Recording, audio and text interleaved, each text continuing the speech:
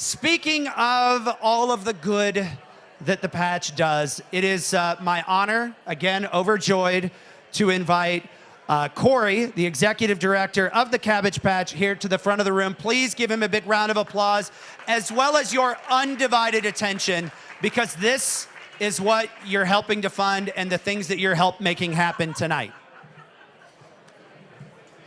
Thank you. All right, where's number one? On page one? Yep, got stuck. Thank you. Perfect. I'm not gonna let. I got you. All right, well, good evening, everyone. Sean, I think you need a rest. I know that was a lot of work, and thank you so much. What a great outpouring of generosity. So thank you very much for that, and thank you too, Jesse. So today is a day throughout our community to recognize generosity, and today is Give for Good Louisville. It just happens to fall on this day, and a lot of you know that. And so with that in mind, we just really want to thank you for your generosity in joining us this evening. Our vision at the Patch is to empower young people and their families to achieve success and create a better world. And it's a vision that we really can't accomplish without your help. And so just special thanks to all of our board members, our volunteers, our staff, our youth members who greeted us this evening, who gave of their time, and to Autumn, of course. And together, we really partner in this work. And there are two people that I wanted to call out in particular with a special thanks. And the first is Shannon DeWeese.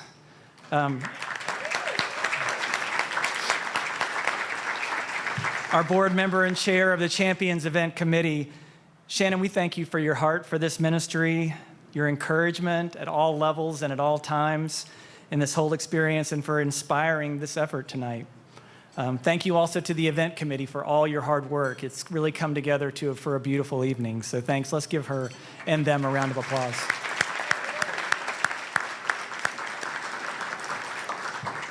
And finally, I'd like to personally thank Mickey Brown, our board president. Now, Mickey did not start out the year as the board president.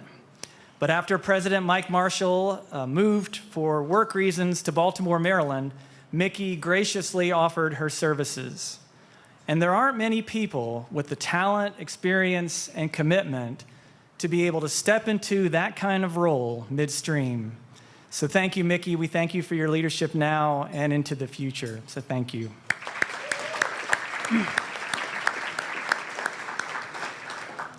And I also wanted to give a shout out to Reverend Dr. Calvin Holloway, who is recently retired from the Patch, and he is here for his first Cabbage Patch Champions event. So he's here with his daughter. So thank you, Calvin, for your service, and great to have you here.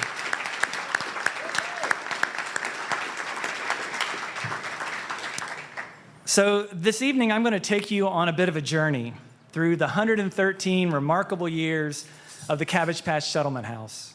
And as we move through over a century of milestones and achievements, I promise to make it as interesting and entertaining as possible. So buckle up and prepare for a whirlwind tour through the fascinating history of the Patch. And now before we begin, Jarvon, if you could forward the slide to the first one.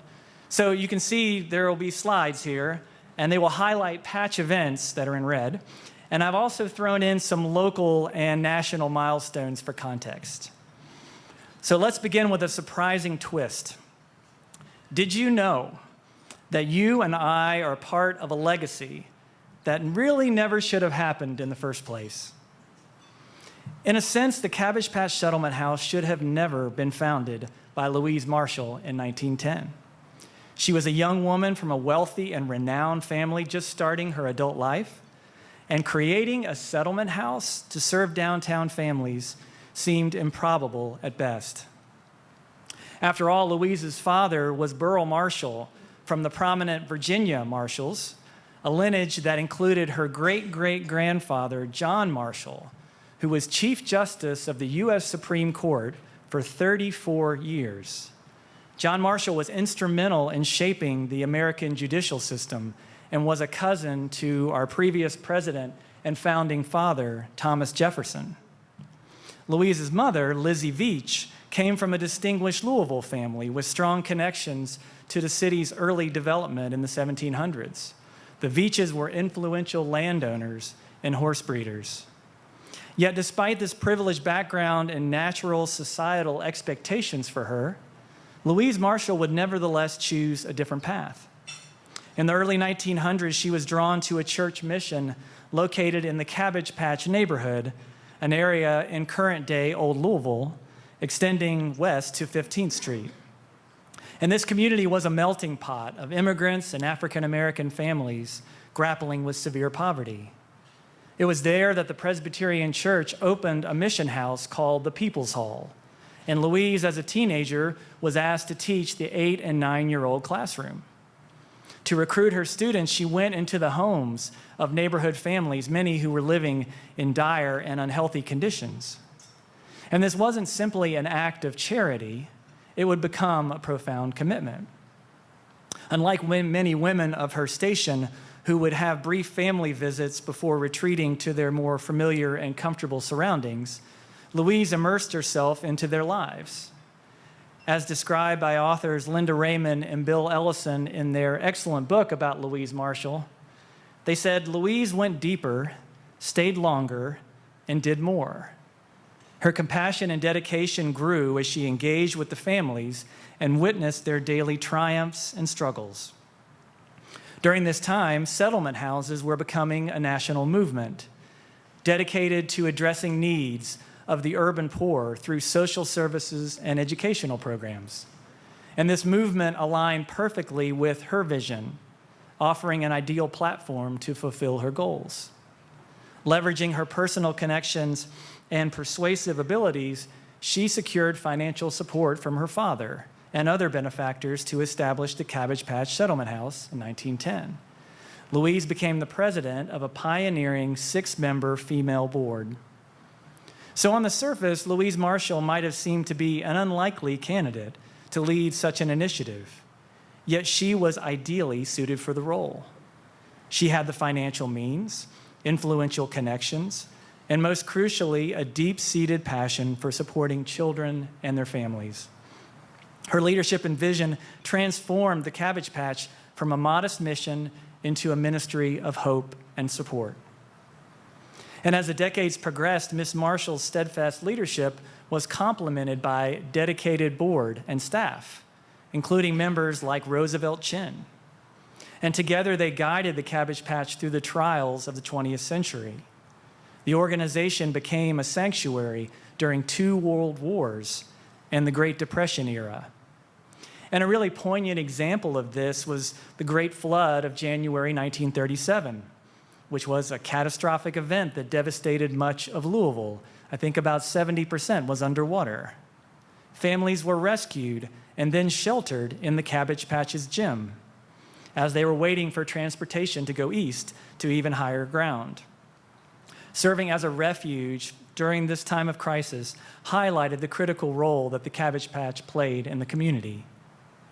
And 2 other notable aspects of Louise Marshall's era at the Patch were her innovative approach to engage young people through sports teams and travel camps. The Patch's sports teams for boys and girls earned a strong reputation throughout the city. The football team, for instance, traveled in a humble but iconic cattle truck known as the Big Red Truck. The team didn't look like much, but on the field, they just didn't lose. They were city champs in 1965, but Coach Jim Cooksey was much more interested that the players learn the lessons in the game of life itself. The staff spent time with their teams, and that was incredibly valuable. It was a golden age for sports in those days, before the 1975 merger of city-county high schools that pulled the Patch members away to play for their high schools. In travel camps, Miss Marshall was able to achieve her goal of building character and widening horizons. Nothing provided that opportunity for the staff to instill values better than camping and travel. They traveled to Kentucky's Mammoth Cave National Park, but through the Camp on Tour experience, went much further west to places like the Grand Canyon. Through her 71 years leading the Patch, Louise Marshall acted with courage and an absolute commitment to the youth and families she loved, while showing great devotion to her faith. And after Miss Marshall's passing in 1981, Reverend Tracy Holliday, hello Tracy, took the helm. His unique blend of business acumen and ministerial insight propelled the Cabbage Patch into a new era of growth and modernization. On the programming side, led by Rod Napier, Reverend Calvin Holloway, and others, in the 1980s, 1990s, and 2000s, there were many highlights. The creation of a family services department in 1986 to emphasize the Patch's holistic approach. In 1992, the College Scholar Program had its first graduate, Kim Glass. This initiative began with a single scholar and has since evolved into the robust program of today.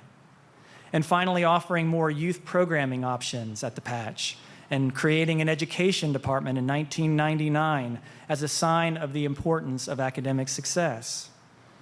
And on the fundraising side, Tracy, supported by Jennifer Scott, Jennifer, you were here somewhere,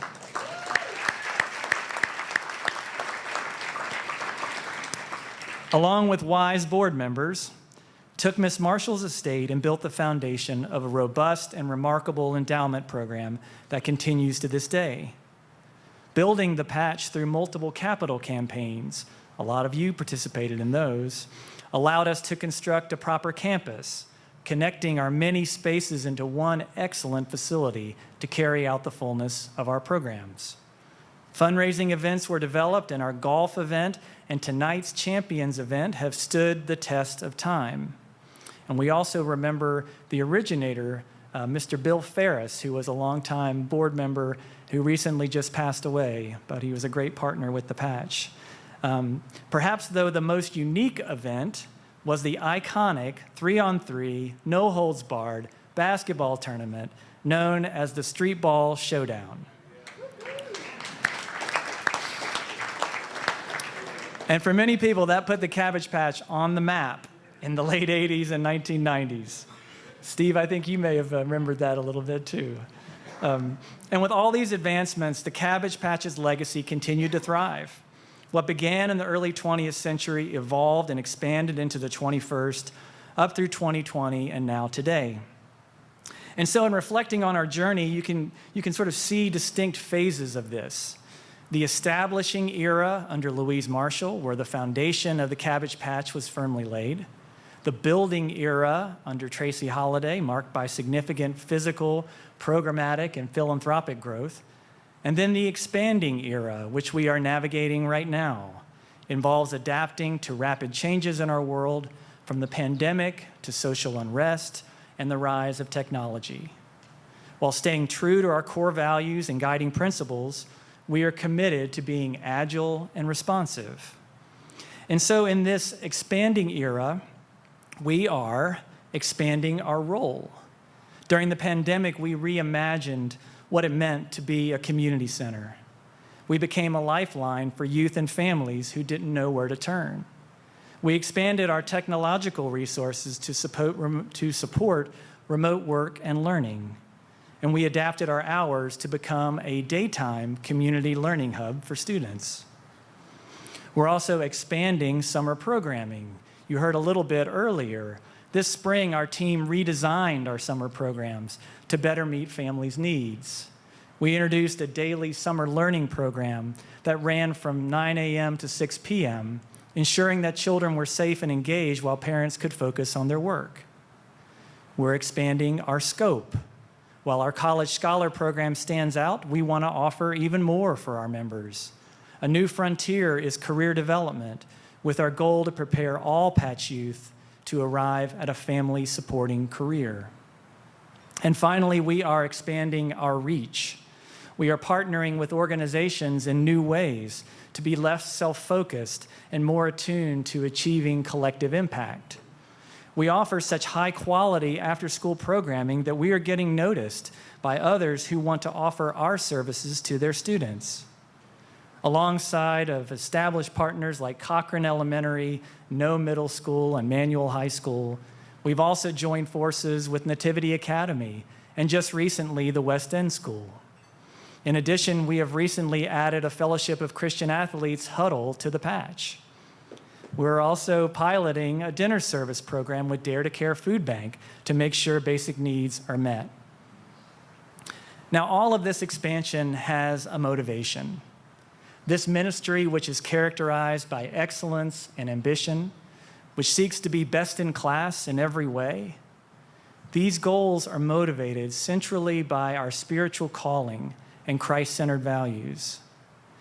In the Great Commandment, Jesus calls us to what really motivates everything that we have ever done at the Patch: to love God with all that we have and all that we are, and to love our neighbors as ourselves, all of them. The Christian story is full of people who do great things against the odds. Our founder, Louise Marshall, follows a long line of saints. She was inspired to establish the Patch, and now 113 years later, we are inspired to carry forward this legacy. Our college scholars and tonight's speaker are part of this greater narrative about overcoming challenges and finding success. And now to introduce our featured speaker, Autumn Rhodes, I would like to invite Cabbage Patch Board President Mickey Brown to come forward.